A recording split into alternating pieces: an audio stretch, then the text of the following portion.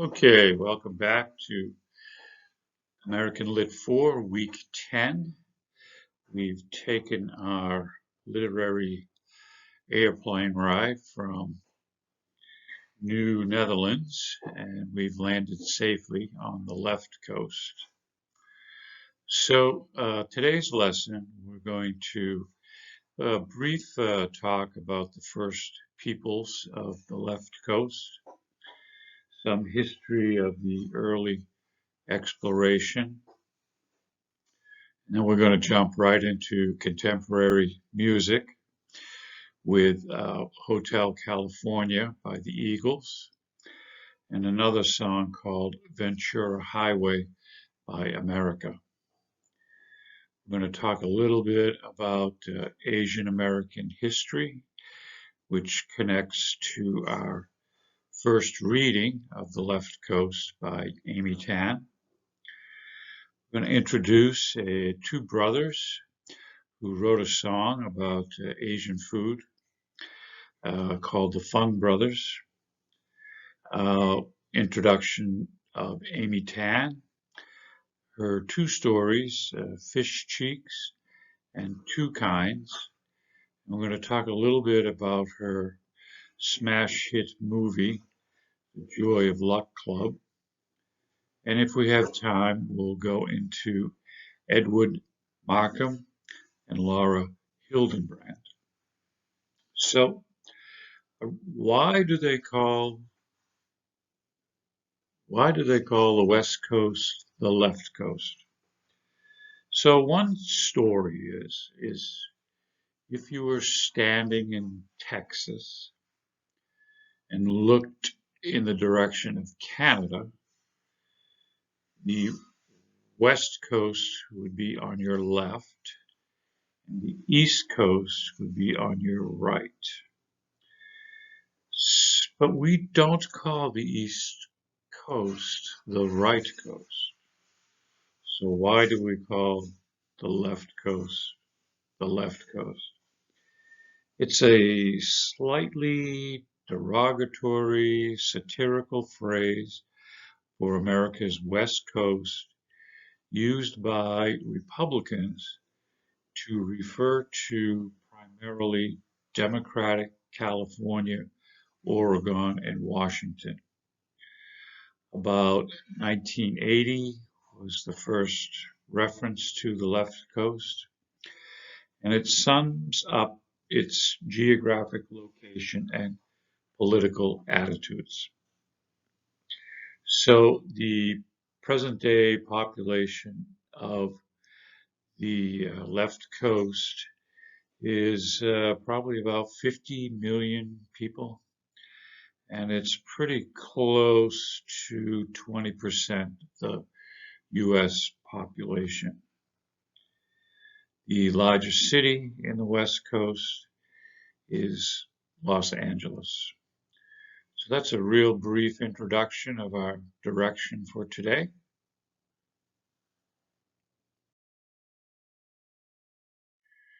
So a little history of the left coast begins with the arrival of the earliest known humans of the Americas. And their two main symbols are the thunderbird and the salmon. We talked a little bit about the thunderbird earlier. So just as a recap, the thunderbird symbol represents power, protection, and strength. He is often seen as the most powerful of all the spirits and can transform into human form by opening his head up like a mask and taking his feathers off as if they were a mere blanket. The thunderbird ruled all natural activity.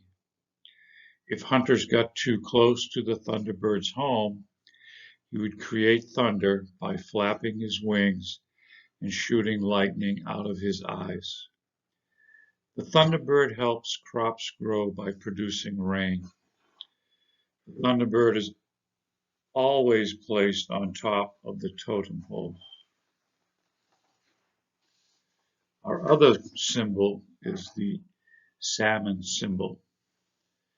The native salmon symbol symbolizes abundance, fertility, prosperity, and renewal. For thousands of years, salmon have been the primary food source for Northwest Coast Native Americans and are highly respected. Some people of the Pacific Northwest Coast believe that salmon are immortal humans who live in villages deep under the ocean. In the springtime, these immortal humans put on salmon disguises to offer themselves as food to the people. After the salmon were eaten, the people would put the full fish skeleton back in the water in the belief that its spirit would rise again and turn back into salmon people, thus creating the cycle of life.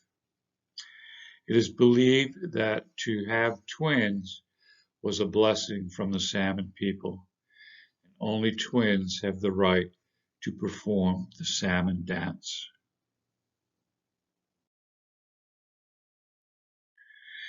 So let's talk a little bit about the early exploration of the left coast.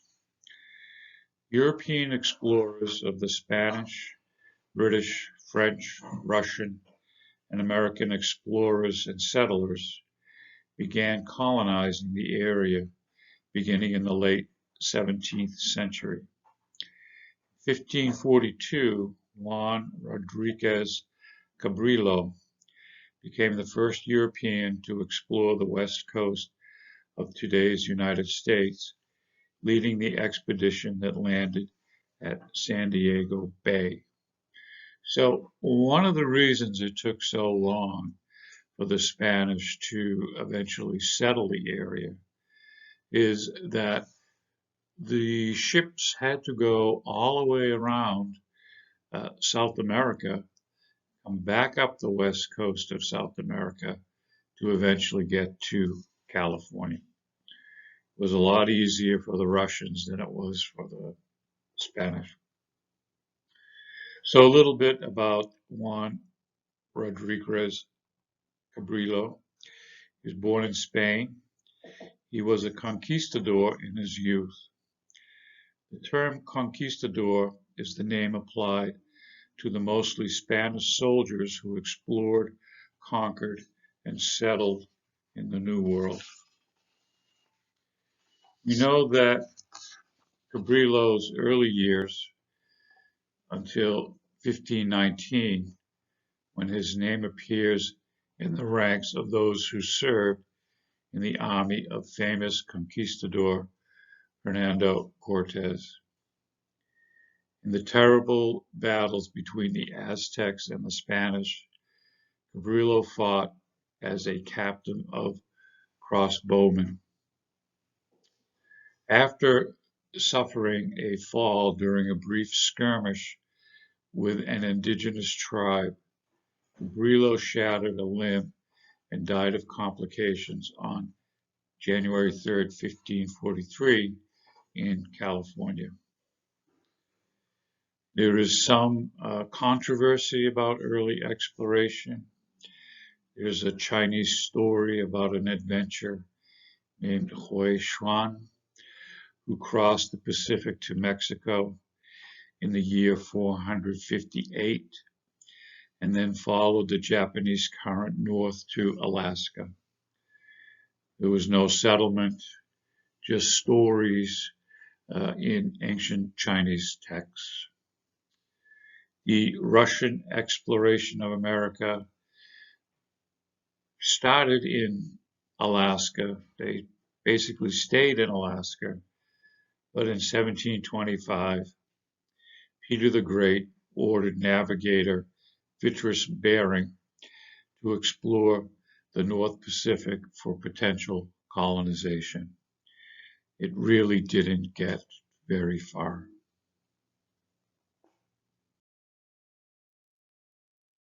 Okay, so our first song is Hotel California by a group known as the Eagles.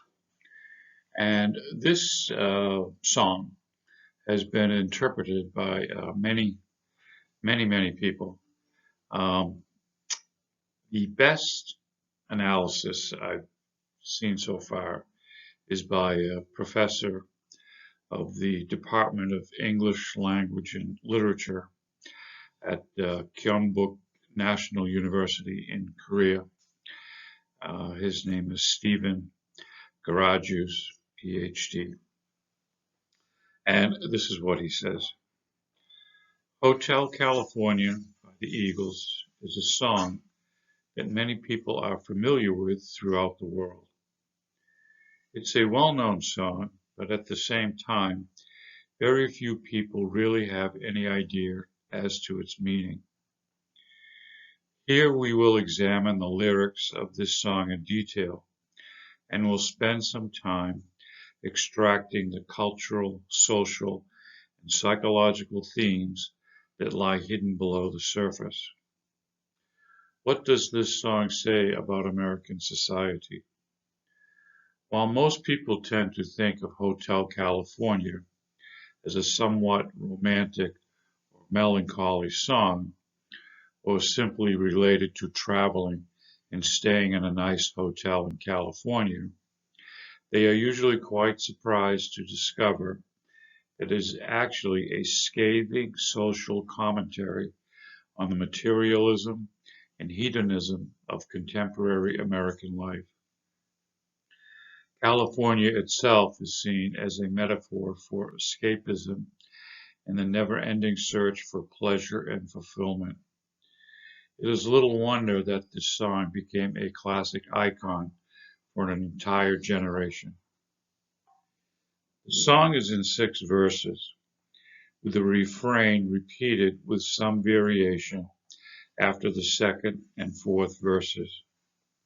Among the difficulties in interpreting the song is the fact that some of the lines are rather obscure, that are built-in ambiguities in a number of passages, and puns and double meanings that have conscientiously utilized in several places. This is probably the most thoroughly discussed and debated song of the Eagles, and even the most dedicated fans do not completely agree about the meaning. Now let us examine the lyrics line by line.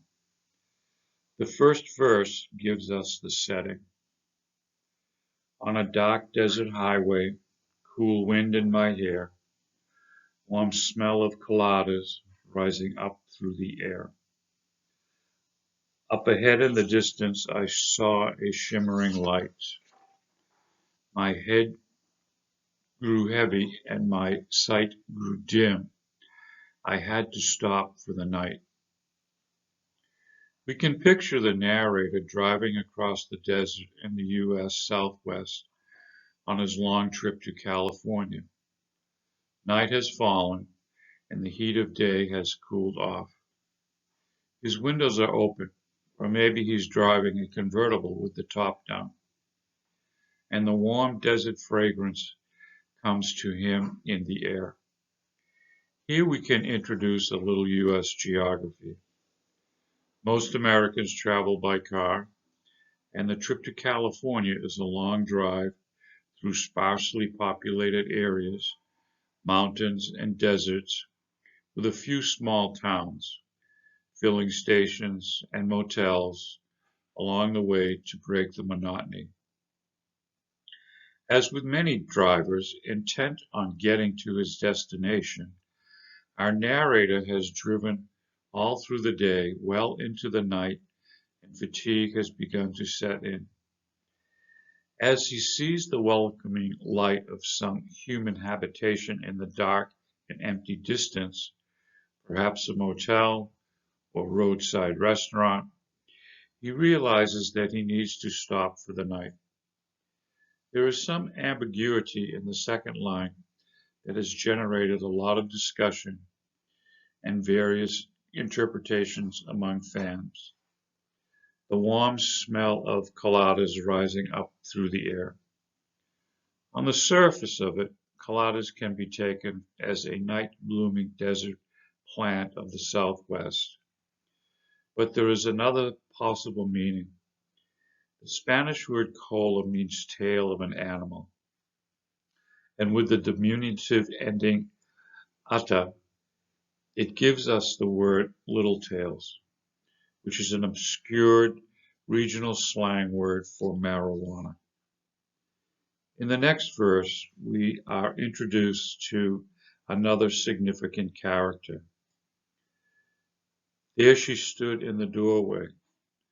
I heard the mission bell, and I was thinking to myself, this could be heaven or this could be hell. The woman was standing in the doorway, and then the subsequent reference would use she. But to go directly to the pronoun without any preliminary reference in a discourse device that places great emphasis on that individual as if she needed no introduction. And as the tale unfolds, we begin to see that she is indeed a looming figure. The line, I heard the mission bell, introduces several features. On the one hand, it gives us a sense of place.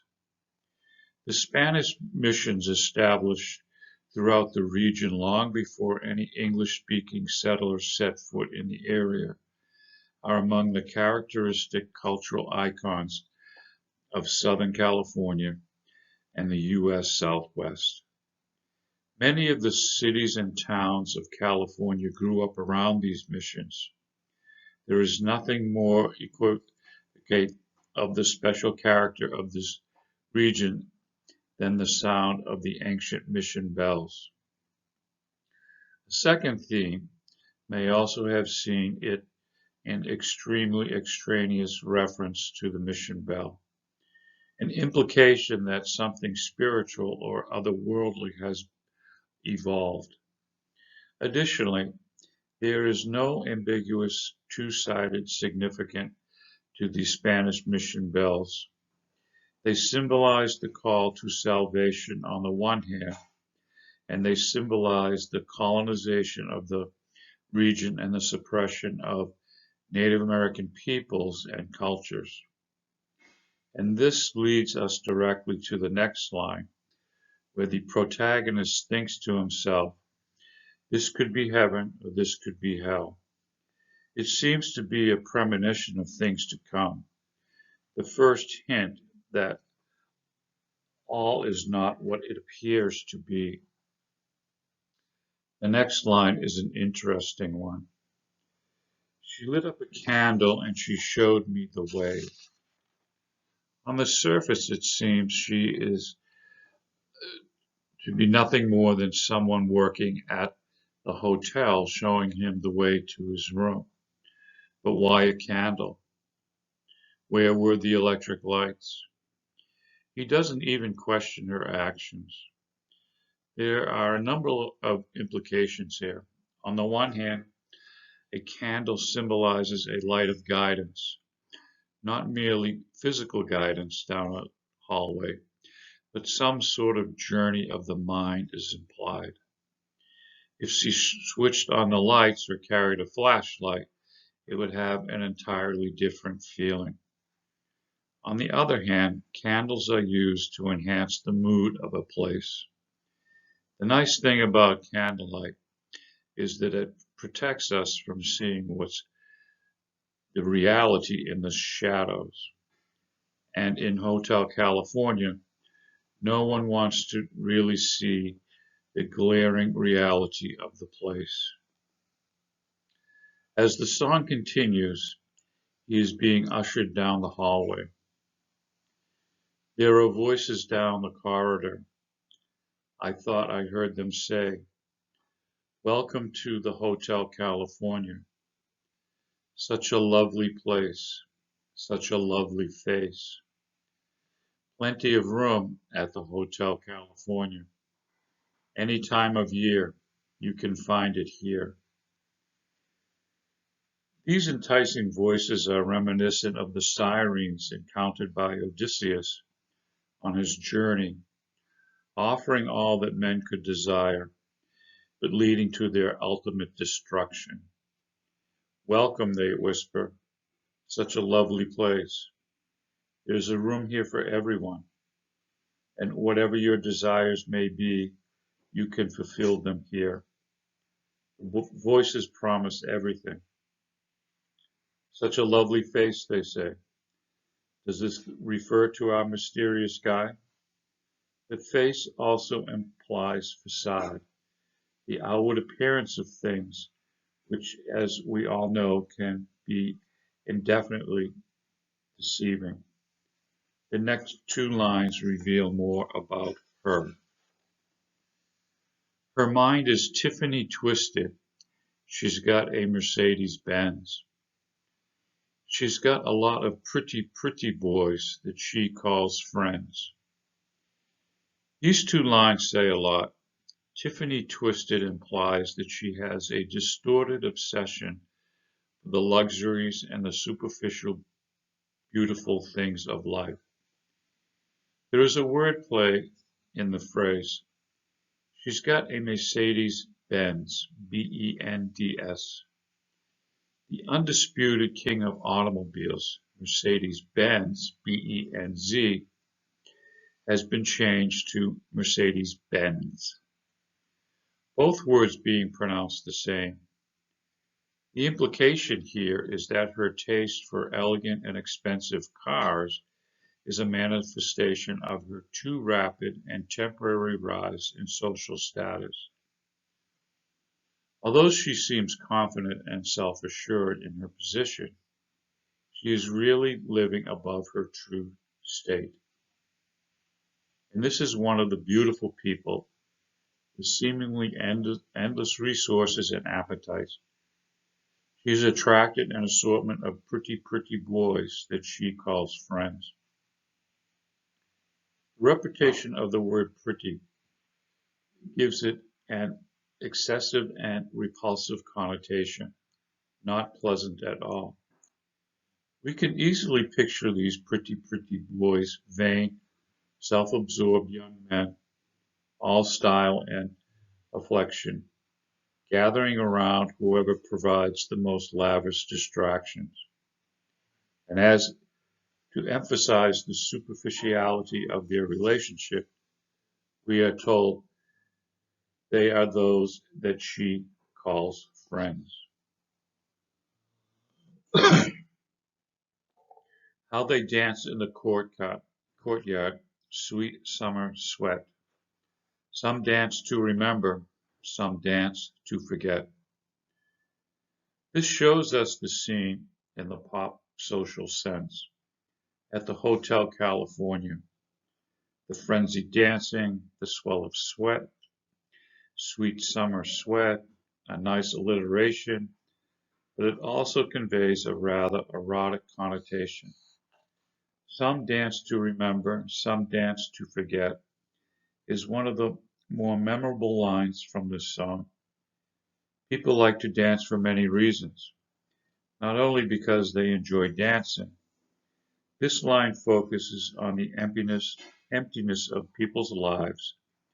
The frantic, hypnotic activity of the dance lets them momentarily forget their pointless daily lives and allows them to recapture a bit of some half-forgotten youthful past. In both cases, what it really means is that the dancers are not happy with who they are, and this reinforces the theme of escapism that runs throughout the song. So I called up the captain. Please bring me my wine. He said, we haven't had that spirit here since 1969. As the protagonist edges into the world of Hotel California, we can picture him sitting at a table in the shadows, observing the activities going on, but not yet participating himself. He calls the wine steward and asks for his wine. assuming it to be on the house.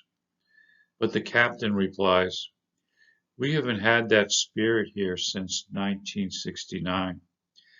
This is a very puzzling answer. What could he mean? For one thing, there is surely a pun on the word spirit, which not only means alcohol, but also refers to the pervasive attitude and mood. And why 1969? Possible significance for the year 1969 is that it marked the end of the 60s, a seminal period of social change, expansive hopes and idealisms in American history. With the end of the 60s, there came a sort of hardening of the spirit in America, a loss of innocence that has proven impossible to recapture. The spirit of optimism, social activism, and naive idealism is no longer with us. But whatever the Eagles had intended by the verse to 1969, they don't tell us, and it is still open to various interpretations. And still those voices are calling from far away. You wake up in the middle of the night just to hear them say, "Welcome to the Hotel California. Such a lovely place. Such a lovely face." They are living it up at the Hotel California. What a nice surprise. Bring your alibis. Again we hear the siren call of the mysterious voices. Are they the other minions of the Hotel California, or are they only within his own head? The voices are telling him, possibly through a sense of irony, that everything and everyone is having a great time in the Hotel California. As previously the voices had promised that one's deepest desires could be fulfilled here, now they are telling him in essence that anything goes and he can do whatever he wants to enjoy himself. No concerns with pri- priority, no inhibitions, no worry about the consequences of his acts need bother him here. What a nice surprise. The voices tell him brightly, but come prepared to deny any responsibility. They advise him, bring your alibis. We begin to see that this is not just an isolated group of people in some wayside desert hotel that is being described, but a whole society, an entire generation, with their hedonistic pursuits and denial of personal responsibility. Mirrors on the ceiling, pink champagne on ice, and she said, "We are all just prisoners here of our own device." The image presented here makes us picture some luxurious love hotel.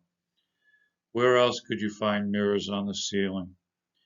And the drink of preference is pink champagne on ice.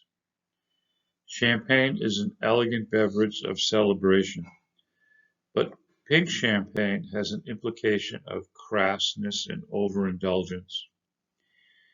If champagne is a symbol of elegance and sophistication, the reason seems to go, then pink champagne must be even more elegant and luxurious. As our narrator gazes on this scene, his hostess, the temptress, admits to him that they are all just prisoners here of our own device.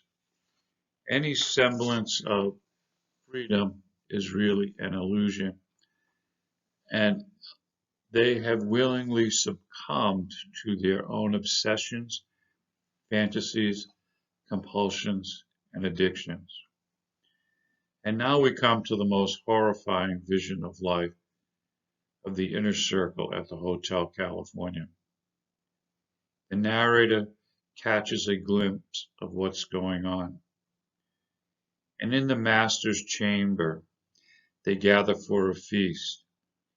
They stab it with their steely knives, but they just can't kill the beast. Behind the scenes lurks the ominous master who never really makes his appearance. Whatever they are feasting on seems unwilling to be subdued. It is possible their own inner cravings. Repulsed and with a sense of horror, the narrator flees the scene. He is so overwhelmed that he blocks the final message of that scene from his mind, loses his bearing, and frantically seeks a means of escape. Last thing I remember, I was running for the door. I had to find the passage back to the place I was before. He eventually finds himself back where he started, but the night clerk at the front desk informs him nonchalantly that there is no escape. Relax, said the night man. We are programmed to receive. You can check out any time you like, but you can never leave. The terrible irony and finality of these last words make this verse among the most memorable of the whole song, Trapped. Like so many others, he can play at checking out, but he will never leave. And a final irony is the telling of the story itself. He is telling us his story, and we know that he is still there in the Hotel California. So what does it all really mean? Is this a tale of a simple traveler who happens to stop at a desert resort hotel by chance and gets caught up in some local sordid scene? It could be nothing more than that. But I think, and most others think, that the song is a biting commentary on contemporary life in the United States. The song helped define a whole generation and touched a chord of recognition within the minds of countless Americans. The Hotel California is a symbol for California as a whole, and California itself is a metaphor for many themes in the American experience.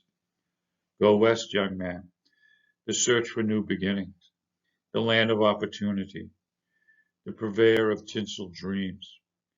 For generations, California has epitomized the American frontier and all that it represents, both hopes for a new start in life and an escape from oppressive reality.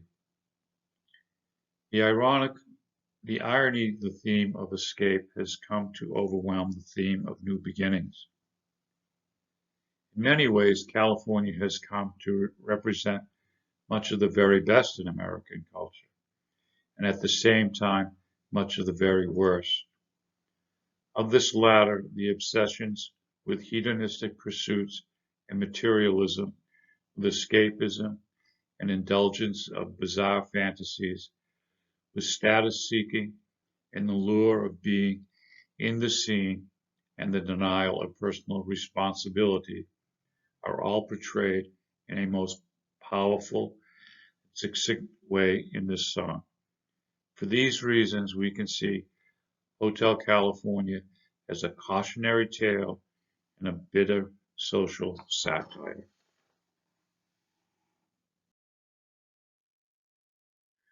So our next song was written by a group called American, and the title of the song is Ventura Highway.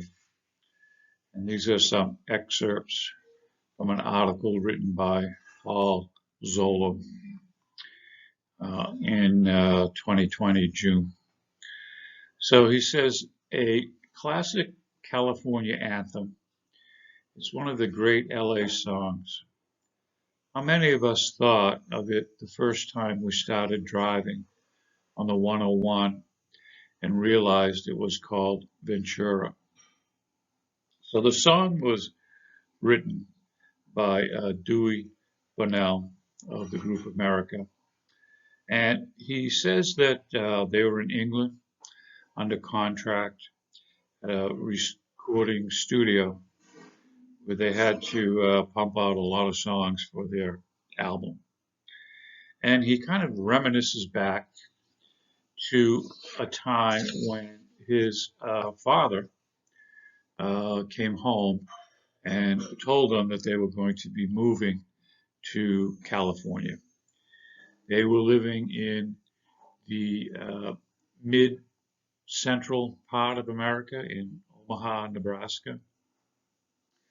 And it's kind of a comparison between that two geographic places.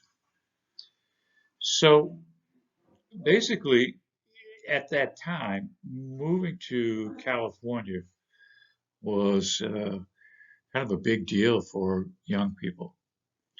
It was an exotic trip. So he goes with his family to explore California before they move out there. And the car gets a flat tire on the highway. And they unload the car, unload the kids standing by the road. He looks up and he sees a sign that says US 101 Ventura. And that word kind of stuck in his mind as a kid, and it finally became the title of his or America's smash hit, Ventura Highway.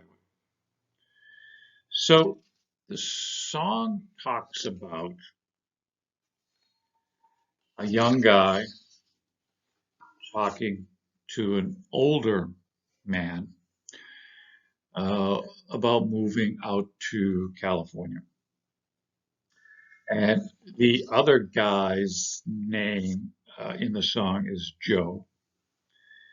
And it's a stylized relationship between this younger guy who had all this energy bursting at the seams to get out of there and go to the coast, and this older, more established guy who was debating whether he should go or not, and decides at the end of the day that now a bird in the hand is better than two in the bush.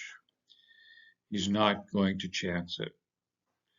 So the older guy out in Omaha, Nebraska, decides to stay where he is as our young lyric writer goes off to a new adventure in California.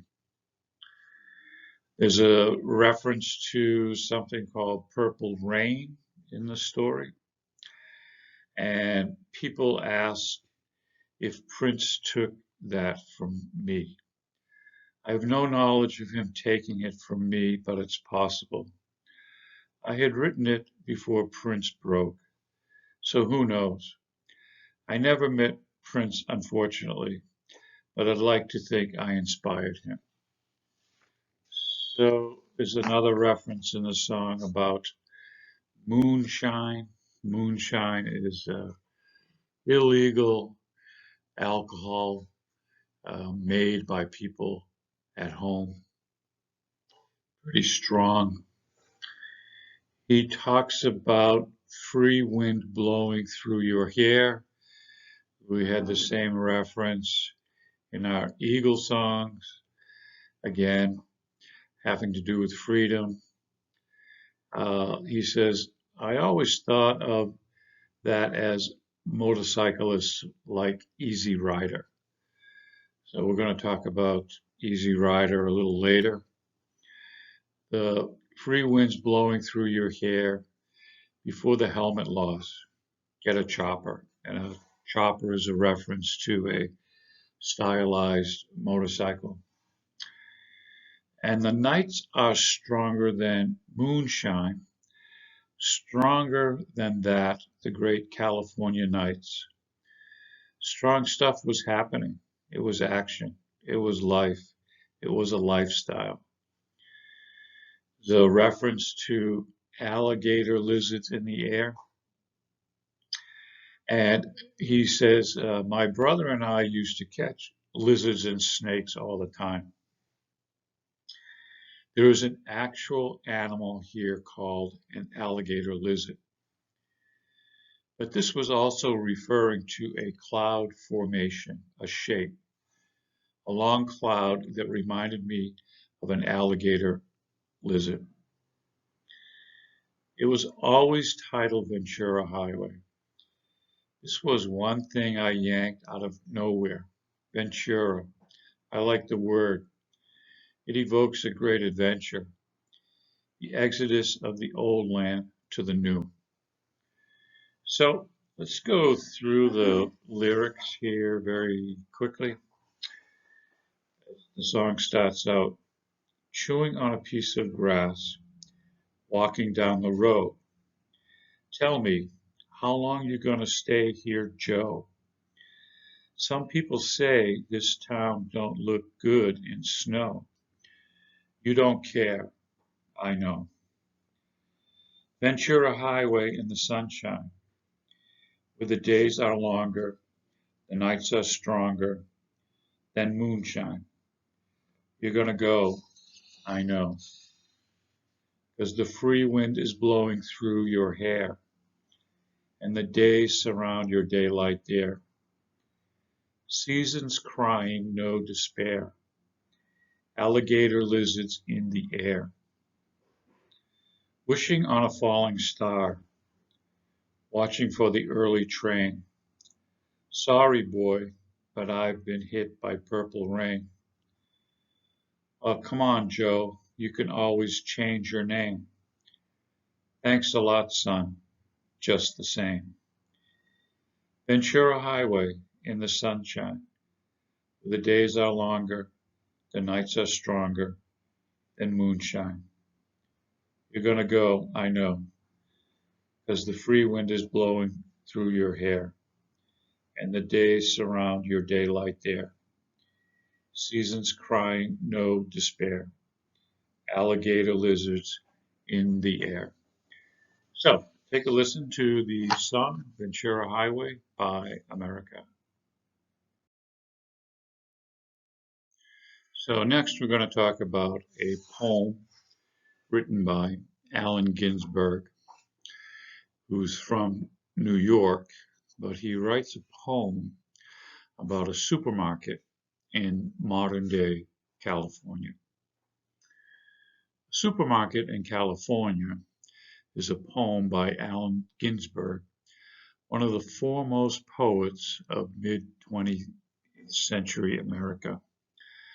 The poem's speaker, generally read as Ginsberg himself, enters the garish, brightly lit supermarket and has a vision of Walt Whitman, a 19th century American poet whose work he has been reading. Whitman, for his part, acts almost like an alien placed on Earth from outer space.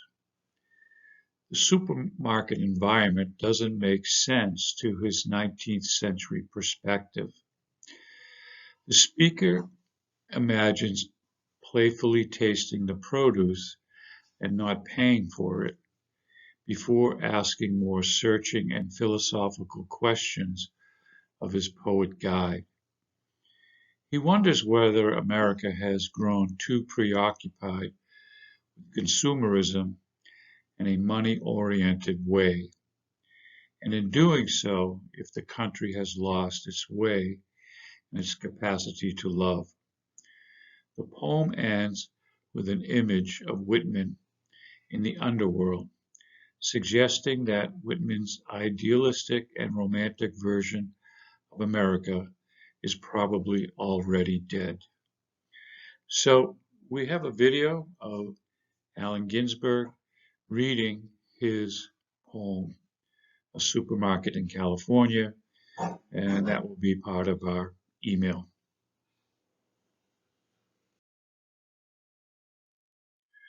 Okay, so a brief introduction to the history of Asian Americans in the United States.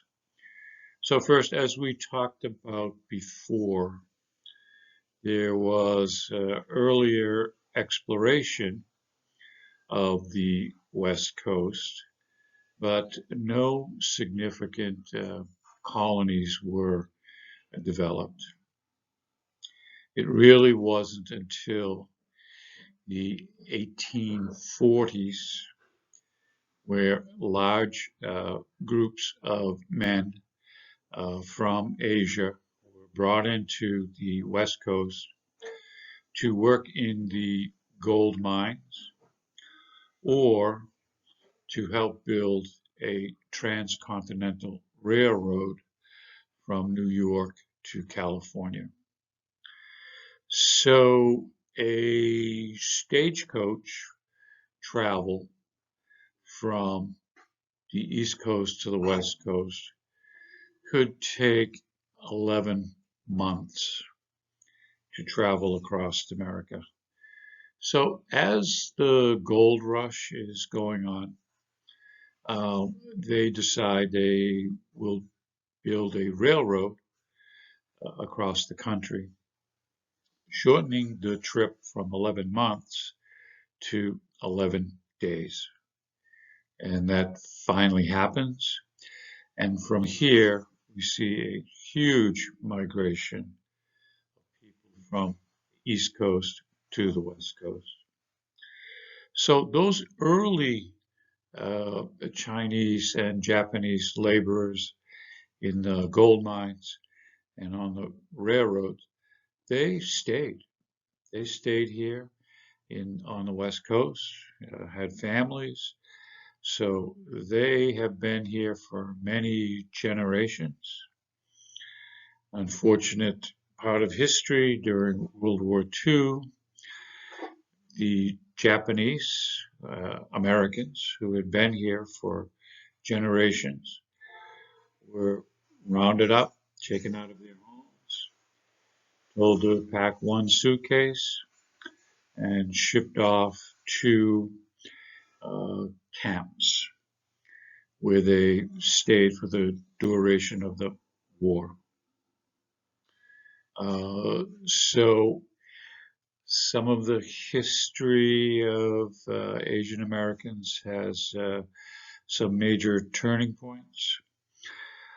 Most of those Chinese especially stayed in the San Francisco and Los Angeles area, creating their own communities, eventually saving their money, buying land in the outskirts of the city, farmland, and they produced a fruit that is very common. We can find it in every American supermarket, called the Bing cherry. And those farms are still active today. And coming up, we're going to be talking about a generation after generation of Japanese flower growers in California, and a fun little story about growing flowers. Okay, so that's a real quick introduction to the Asian American history in the United States. Okay, so our next slide, we're going to introduce the Fung Brothers, two boys that grew up in Northwest left coast. Their parents, their father was an engineer for a Boeing aircraft. I believe his father and his mother met going to college in USA. They moved to a small town nearby Boeing company. They were the only Asians in this small community. So they grew up in a typical first generation immigrant condition. They have created many videos on YouTube, basically talking to their Asian American community, but also educating non-Asians about Asian things, Asian culture, Asian ways of doing things. And they do it with a large sense of humor. They're not complaining, they're actually educating others as to the Asian American experience. So they go to high school, graduate. They talk a little bit about that experience. They do go to college. They graduate from college. They move to California. And their main focus of their videos is a lot about food and Asian parents and their ways of bringing up children. Okay, so this is from an article called Asian American Hipster Rhetoric, the Digital Media Rhetoric of the Fung Brothers by Kent Ono and Allison E. Chung, the University of Utah. It was published about 2 years ago. And they say, in their most popular music video, Asians Eat Weird Things, featuring A.J. Rafael. A.J. Rafael is from the Philippines, Philippine heritage, in his own little circle, very famous, sort of rapish type of music. This video has been viewed 2.4 million times on YouTube. David and Andrew, the two Fung brothers, introduce a variety of Asian ethnic foods, such as durian, a fruit known for its pungent smell, chicken feet, tripe, and other foods that are considered exotic. David raps about his cultural experience. From the song, he says, "She said, I liked the weird stuff growing up, but stopped in high school. It wasn't cool enough. 'Cause you can't serve blood cubes at prom, and stinky tofu just sounds wrong. Stop pretending you don't like fermented. I admit the smell can be offensive, but it tastes so good that you won't need another man. Let the flavors take you back to the motherland." While recognizing that these foods are unfamiliar or weird in the United States, the Fung Brothers demonstrate in the music video how enjoyable they are and how many people like them. The video suggests that viewers should accept and enjoy these weird foods by showing a predominantly Asian American crowd enjoying various ethnic foods at a pool party. The Fung Brothers state in the chorus, "We got different social norms than you. Can't change my culture. That's just how we do. She told me it looks crazy. I said, it's okay, I'm Asian." Not only do the Fung Brothers refer specifically to Asians and Asian Americans by discussing familiar Asian foods, but they also address non-Asian Asian Americans by introducing ethnic foods to those unfamiliar with them. Just as hipsters have been known to reintroduce trends from earlier times and make them popular, in this video, as well as others, the Fung Brothers produce an Asian American hipster rhetoric that introduces or reintroduces traditional Asian foods and attempts them to make them hip or cool. Okay, so a little bit about the song itself. We'll go through the lyrics, but I highly suggest you listen to the video. It'll do much better justice to it. Okay, so the song starts out. So I told her, like, ooh, baby, I know that it looks crazy, but actually it's tasty. I'm talking about food. Me and my friends eat weird things unlike you. Part of my culture, it's just how we do.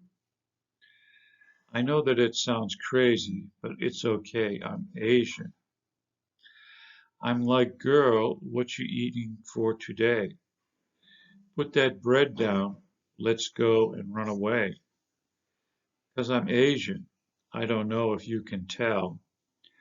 I ate a few things Applebee's doesn't sell.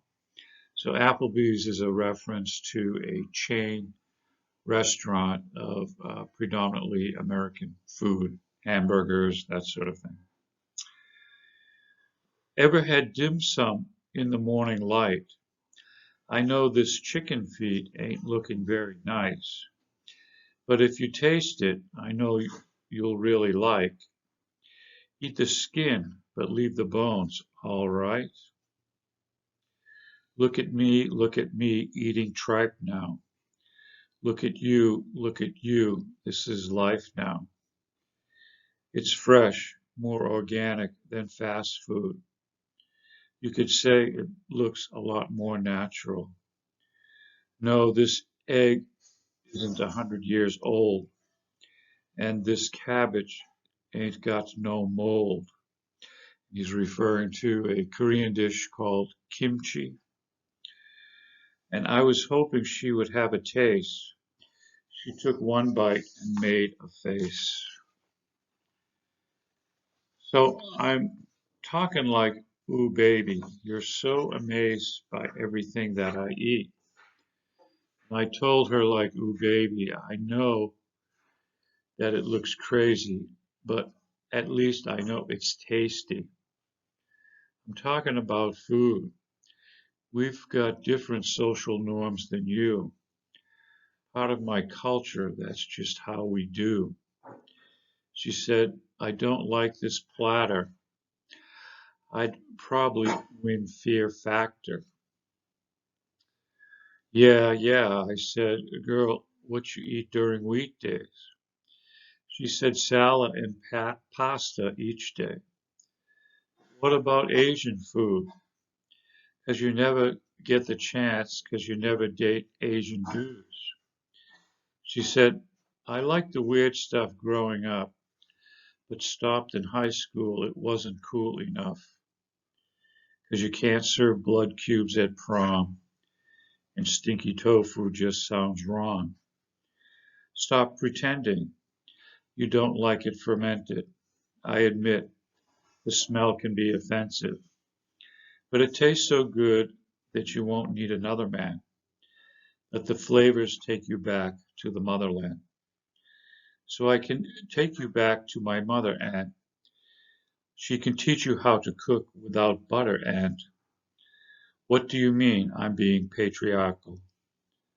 I mean, I can cook. So I told her, like, ooh, baby, you'll be amazed by everything that I eat. And the song goes on, and I would suggest take a look at the video. The song goes on to list several popular cities in Asia, and it goes on to saying, basically, we've got social norms different than you. I can't change my culture. That's just what we do. So the Fung Brothers kind of have fun talking about their culture. They're not all bent out of shape. They had a pretty good experience growing up, being Asian Americans, and their videos are really funny. So take a look at the video.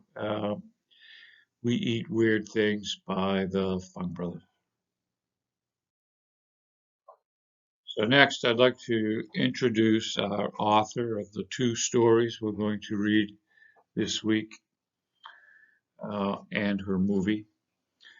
So the first story is called Fish Cheeks, and the second story is called Two Kinds. And we'll talk a little bit about her movie, The Joy Luck Club. So the author's name is Amy Tan. She's born in Oakland, California. Her father was a Chinese-born Baptist minister, and her mother was the daughter of an upper-class family in Shanghai, China. Throughout much of her childhood, Tan struggled with her parents' desire to hold on to Chinese traditions and her own longings to become more Americanized, integrated with American ideals. Her parents wanted Tan to become a neurosurgeon, while she wanted to become a fiction writer. While still in her teens, Tan experienced the loss of both her father and her 16-year-old brother due to brain tumors, and learned that two sisters from her mother's first marriage in China were still alive, one of several autobiographical elements that she would later incorporate into her fiction. Tan majored in English at San Jose State College in California in the early 70s, rather than fulfilling her mother's expectations of becoming a surgeon. After graduate work at the University of California, Berkeley, she began a career as a technical writer. As a release from the demands of her technical writing career, she turned to fiction writing, having gained inspiration from her reading of Louis Hendricks' novel of Native American family life, Love Medicine. Considered a workaholic by her friends, Tan has been working 90 hours per week as a freelance technical writer. As a hobby, she takes up fiction writing. In 1989, she writes The Joy of Luck Club. Tan's The Joy of Luck Club is made up of 16 stories told by 4 Chinese immigrant women and their 4 American-born daughters, linked together by the narrative of June, whose mother had founded the Women's Social Club in China. Nearly 40 years later, June's mother has died. The surviving members, the aunties, recruit June to replace her mother and send her to China to meet her half-sisters and inform them of the mother's death. When June expresses doubts about her ability to execute this assignment, the older women respond with disappointment. June then realizes the women rightly suspect that she and their own daughters know little of the women's lives and the strength and hope they wish to give the next generation. Throughout the novel, the various mothers and daughters attempt to demonstrate their own concerns about the past and the present and about themselves and their relations. Okay, so quick introduction to Amy Tan. Her 2 stories, Fish Cheeks, is about a young high school girl who invites the minister and his son to dinner. Actually, the parents do the inviting. The daughter is not too happy with this at all. She is embarrassed by her family's Chinese food and customs. The daughter wants to become more Americanized. She goes through this contorted, embarrassed evening, only to find out her mother has taught her a valuable lesson at the end of the story. In our second story, Two Kinds, is actually a short vignette from the movie The Joy Luck Club. It's one of the 14 stories that eventually becomes a movie. And it's about a young girl who studies piano, has a recital, kind of embarrasses herself and her mother, wants to give up taking piano lessons, but the mother's not having any of that. And then at the end of the story, there's a short reflection back many years later about the piano and her lessons.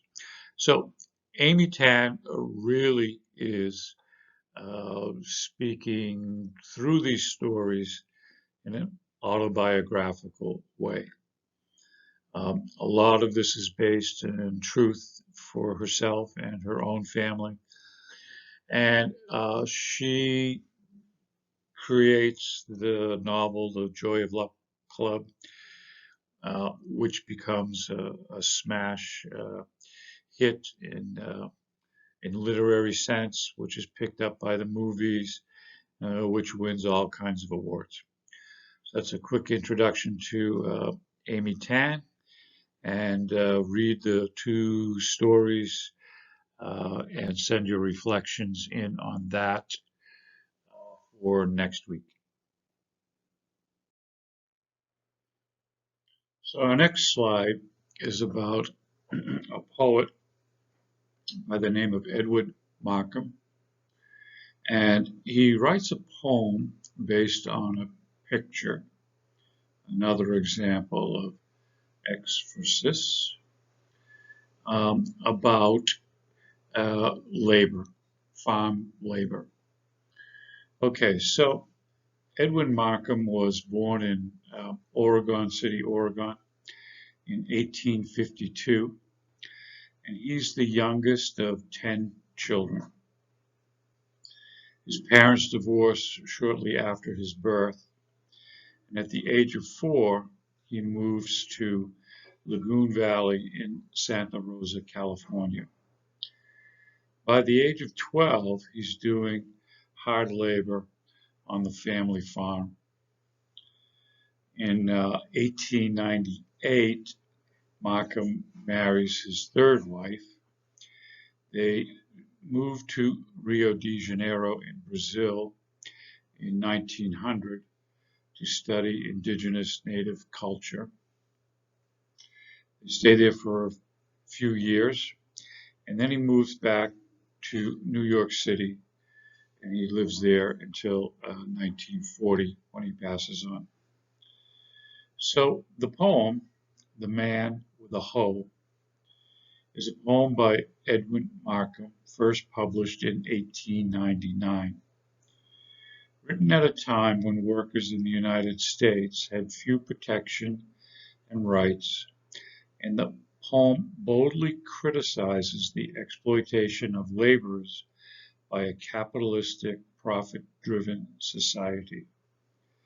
Inspired by French artist Jean Francisco Millet's famous painting, which depicts a peasant who appears dejected and exhausted as he leans on his hoe.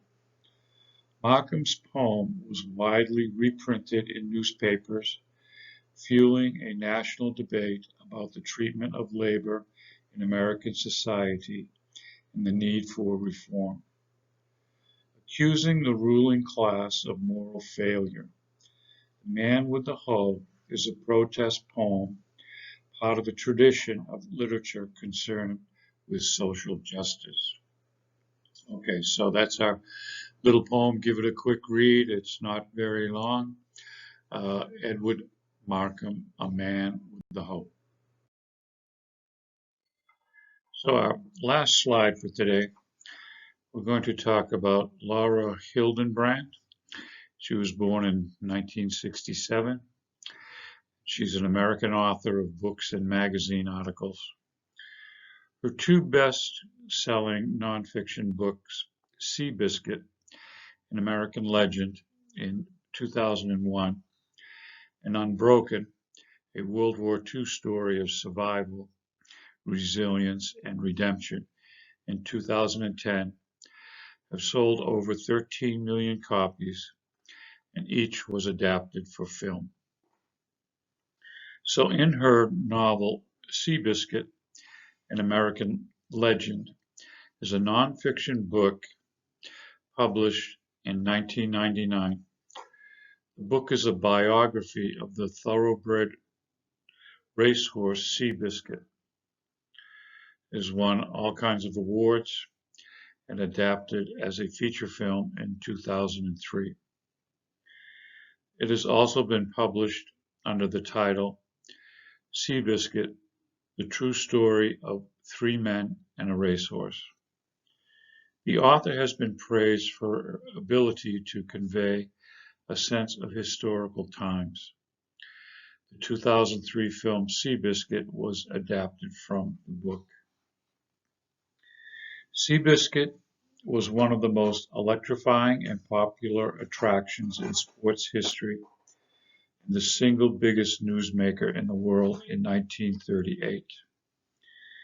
But his success was a surprise to the racing establishment, which had written off the crooked-legged racehorse with the sad tail. Three men changed Seabiscuit's fortunes. Charles Howard was a one-time bicycle repairman who introduced the automobile to the western United States and became an overnight millionaire. When he needed a trainer for his new racehorses, he hired Tom Smith, a mysterious Mustang breaker from the Colorado Plains. Smith urged Howard to buy Seabiscuit for a bargain basement price, then hired as his jockey Red Pollard, a failed boxer who was blind in one eye, half crippled, and prone to quoting passages from Ralph Waldo Emerson. Over 4 years, these unlikely partners survived a phenomenal run of bad fortune, conspiracy, and severe injury to transform Seabiscuit from a neurotic, pathological indolent, also ran into an American sports icon. Author Lara Hildenbrandt brilliantly recreates a universal underdog story, one that proves life is a horse race. Okay, so we have three men who are broken and a broken down horse, and they come together and find success based on a true story. A horse called Seabiscuit. If you haven't seen the movie, highly recommend it. Again, based on a true story. So I think that's about all the time we have for today. There are several videos connected to this lesson, so I'll give you some time to view those, and a couple of short poems. Read the Amy Tan stories, and please provide a reflection on one or both of those two stories. Okay, so that's it for today. We'll see you again next week. Bye.